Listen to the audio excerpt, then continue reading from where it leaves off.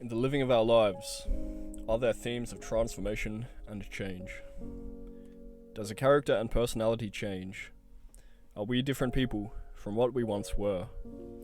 How do we evolve and grow? Or are we set to be the same for all of our days? In my life, it seems to me that a big theme in the life of humans in general is that of the mental processes, the psychological environment which governs how we experience life, and specifically the way that people are impressed and affected by what they've experienced in the past, the way that we carry around the burdens of what we've experienced, and it becomes part of our identity. It becomes our identity. All these things that we've been through in the past and what we've experienced, what's happened to us, it becomes a part of us that we live with. I think it's very normal for so much of the world to deal with these things. After all, what information is there that's really available? Where's the attitude that encourages an honest look into this and a support through it? And is there a way past this to live differently? So many films in telling a story present characters that are struggling with the burden of something they've experienced in the past, maybe the death of somebody they loved, or some loss or tragedy in their life. Not necessarily just what they've experienced, but the way that they have chosen to see this, their perspective, how they've chosen to respond to the experience, the way that they view it. It's all part of their identity. There is such a highlight on the burden that they carry, on the pain and the baggage of the past. Of course, it's romanticized. This has to be the way to tell a good story, because we want characters with depth and emotional richness, of course. But comparatively, it seems that so little attention is given to the healing of this, to the overcoming and the release of it, and the forward movement and the evolution of beyond. I think the commonality of this theme in our human world shows how present these things are in people's lives. It is very, very normal in that case, but is it natural?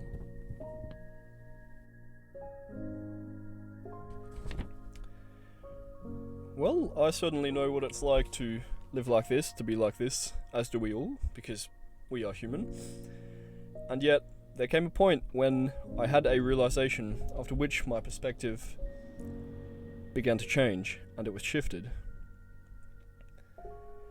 Some years ago, in the gathering twilight of one evening, I sat by the gates of the Golden Temple in the holy city of Amritsar. I was not doing anything in particular, just looking up at the sky, marveling at the magnificence of the place.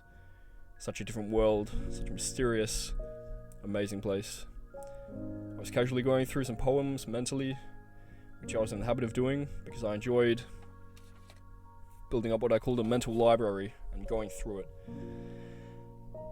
And there came a moment where in my awareness bloomed a realization. I was illuminated and saw deep meaning about the nature of life through the brilliance of a poem by J.R.R. Tolkien. And in this truly present moment, I felt the freedom and the liberation and completion which this understanding brought. The poem is called The Wind Was on the Withered Heath, and it goes like this. The wind was on the withered heath, but in the forest stirred no leaf. Their shadows lay by night and day, and dark things silent crept beneath. The wind came down from mountains cold, and like a tide it roared and rolled. The branches groaned, the forest moaned, and leaves were laid upon the mould. The wind went on from west to east. All movement in the forest ceased, but shrill and harsh across the marsh its whistling voices were released. The grasses hissed, their tassels bent, the reeds were rattling on it went, over shaken pool, under heaven's cool, where racing clouds were torn and rent. It passed the lonely mountain bare, and swept above the dragon's lair. There black and dark lay boulder stark, and flying smoke was in the air. It left the world, and took its flight, over the wide seas of the night. The moon set sail upon the gale, and stars were fanned to leaping light.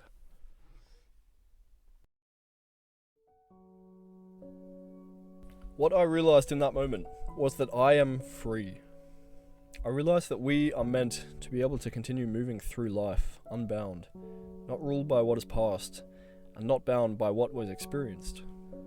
It is a knowing that you are not trapped and you are not stuck.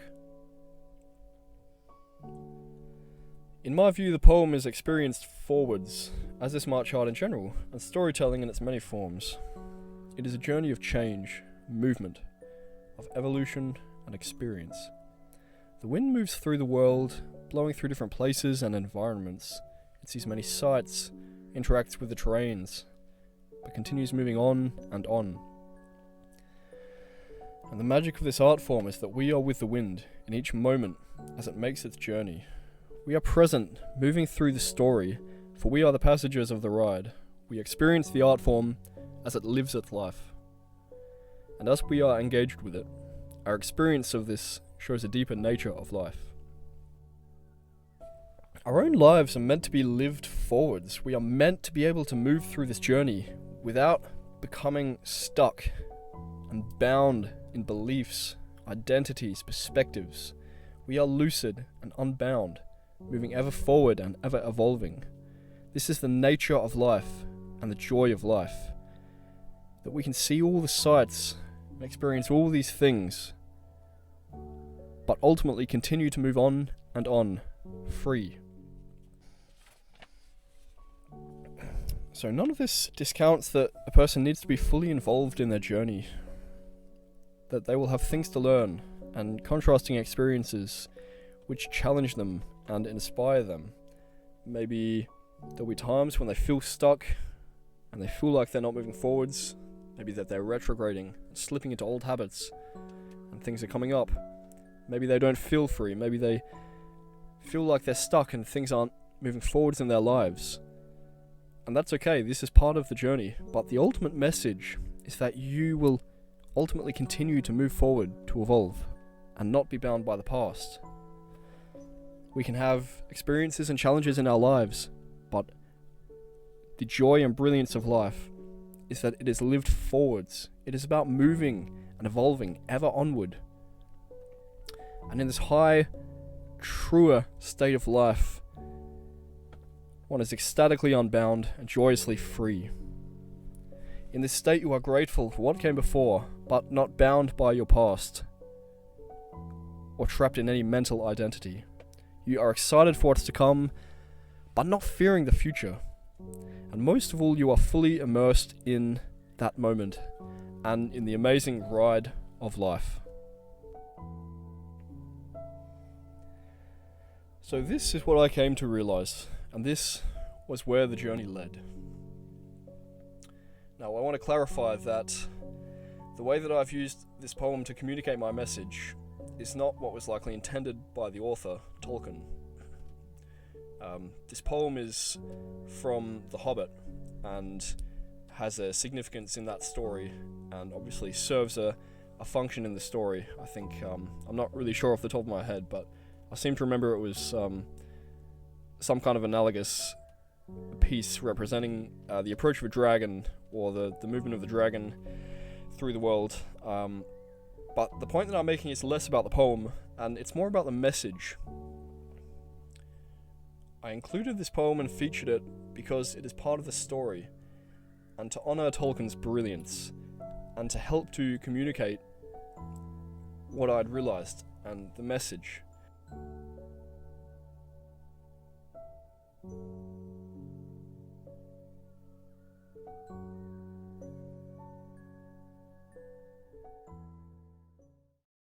Okay, so I thank you for listening to this little presentation, this video, which is the first video on this new channel, Enchanting Arts. So what is the purpose of this? Well, as I said before, I think when we look at the human artistic endeavour, although it's not a one-to-one relationship or a complete mirror image, it definitely seems to me that that it shows us things about how we just broadly experience life and experiences, which kind of gets at deeper things which we forget. So the purpose of this is actually to help the developing spiritual evolution of mankind. And a way that I think's interesting to do this involves the human arts and storytelling and things like this, because it's very interesting and people relate to it. And so in doing this, we can kind of convey this message a little bit and put it out there and do it in an interesting and colourful way. So thank you for listening, and don't waste too much time on YouTube, but there's lots of interesting things planned for the future for this, so hopefully you will be interested and learn stuff, and see you around.